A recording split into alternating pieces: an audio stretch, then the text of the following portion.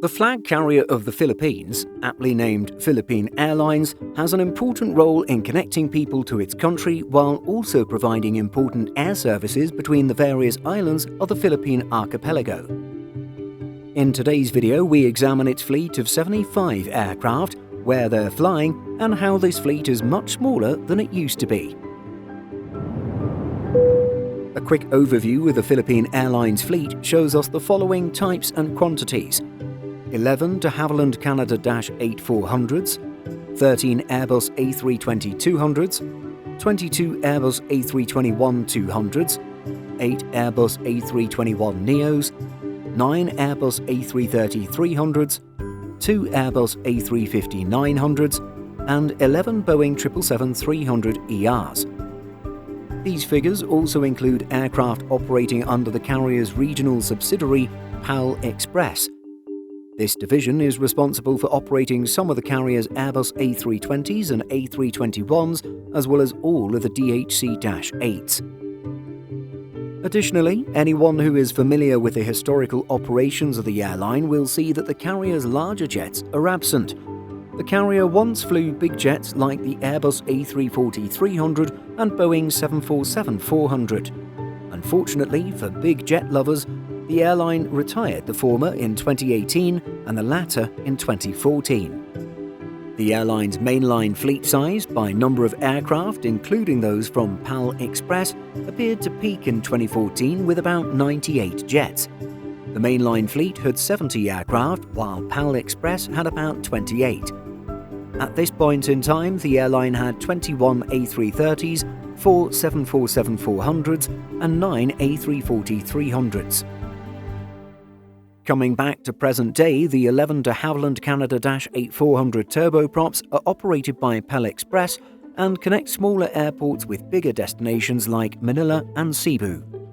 With an average age of 6 years, these birds aren't too old, and if we dig deeper, we can see that a single Dash 8400 is severely impacting the fleet's average age, as the aircraft registered Romeo Papa Charlie 3036 is about 22.5 years old. This aircraft is currently parked, while the other 10 jets are listed as operational. The youngest of these turboprops are a little less than 3 years of age. With the exception of Romeo Papa Charlie 3036, which has 76 seats, all other Dash 8400s are fitted with a single-class layout of 86 economy seats.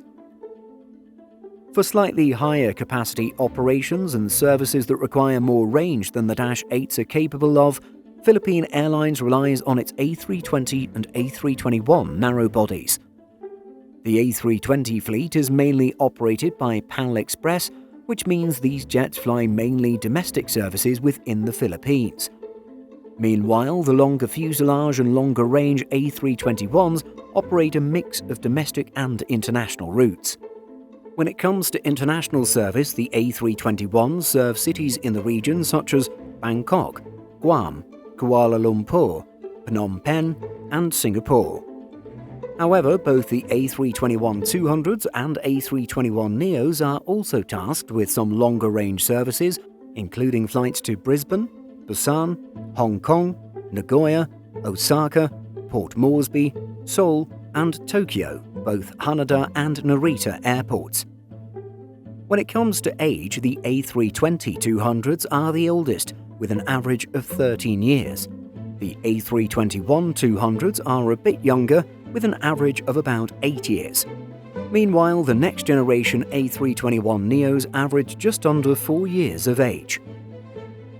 Naturally, Philippine Airlines' collection of wide-body aircraft serves the airline's longest routes. According to current FlightRadar24.com data, the carrier's destinations in the Middle East, Dammam, Doha, Dubai, and Riyadh are served by some of its 9 Airbus A330-300s. This fleet has an average age of just over 8.5 years and is configured with 3 classes: Business, Premium Economy, and Economy. The Airbus A330 is also deployed on a series of rather interesting trans-Pacific services. The first is the airline's Manila to Los Angeles service via Honolulu, which currently has flight numbers PR100 or 101 and PR113. The second is a Manila to Los Angeles service via Seoul, which operates as PR112. Digging a little deeper, it looks like PR112/113 sees an A330 fly from Manila to Seoul, then from Seoul to Los Angeles, then from Los Angeles to Manila via Honolulu. It's quite an interesting mix of stopovers, with Los Angeles to Seoul being offered as its own bookable Fifth Freedom service. Next up are the Airbus A350s. Configured with 30 seats in business, 24 in premium economy, and 241 seats in economy, the A350-900s flying for Philippine Airlines are noticeably more premium-heavy than the A330s. This makes sense, considering the fact that the type is the carrier's newest and most modern wide-body aircraft. While the airline now has just 2 A350s, this wasn't always the case. Indeed, anyone who has followed the Philippine Airlines fleet over the years will notice that the carrier once had 6 Airbus A350-900s. Considering the fact that this is a new and efficient type, a reduction in this particular fleet is more on the rare side, with the LATAM and South African Airways being 2 other examples of carriers that have given up their A350s. In the case of Philippine Airlines, the reduction of the A350 fleet by 4 jets was carried out due to the airline making its way through the bankruptcy process. This was done in the hopes of simplifying its operations and lowering expenditures. The 4 jets went to German airline Lufthansa, with that airline now operating 21 A350-900s. In 2021, we reported that the airline also had plans to reduce its Boeing 777 fleet alongside the A350s. Interestingly, however, it appears that the airline held on to these wide bodies, with all 10 still listed as part of the carrier's fleet. At the same time, 3 of the 10 777s are currently listed as parked. Despite the smaller fleet, it looks like the decision to restructure and give up the A350s has paid off. Indeed, the past August saw Philippine Airlines post what it called record profits.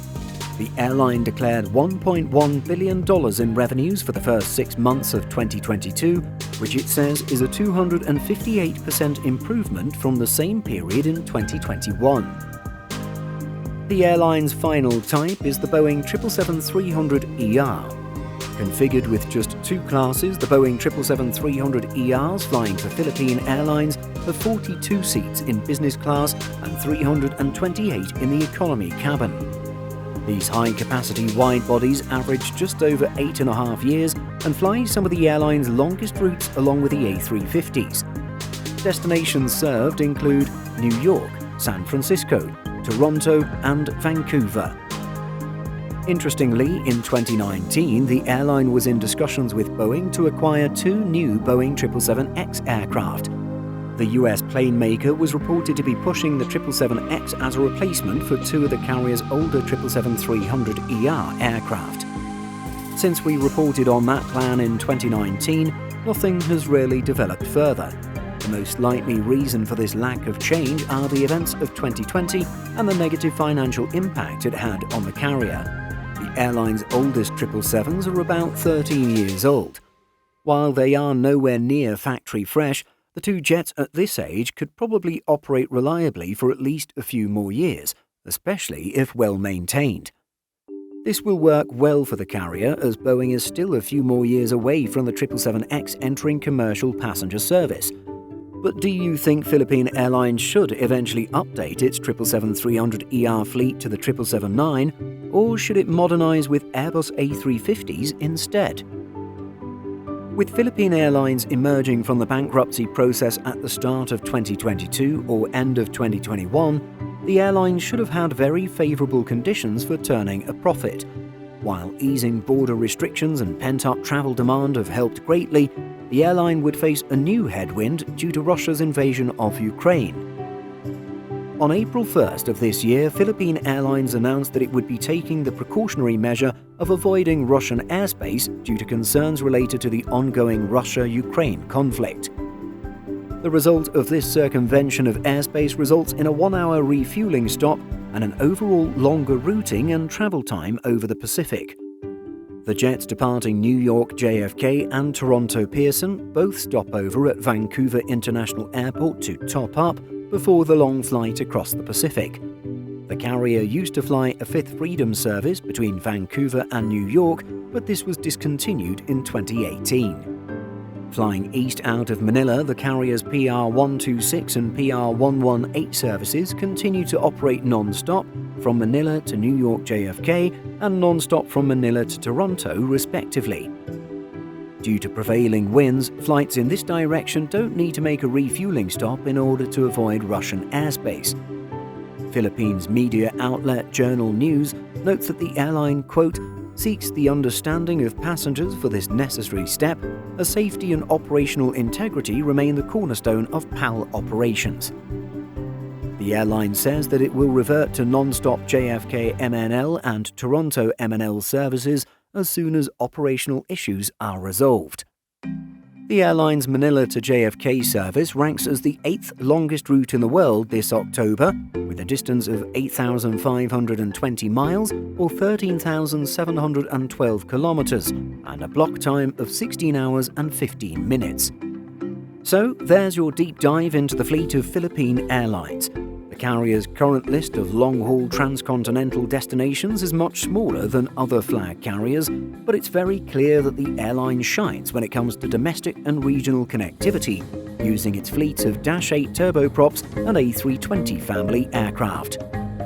So have you flown with Philippine Airlines before? Share your experiences by leaving a comment. Simple Flying publishes over 150 articles every week. If you're looking for the latest aviation news and insights, visit simpleflying.com.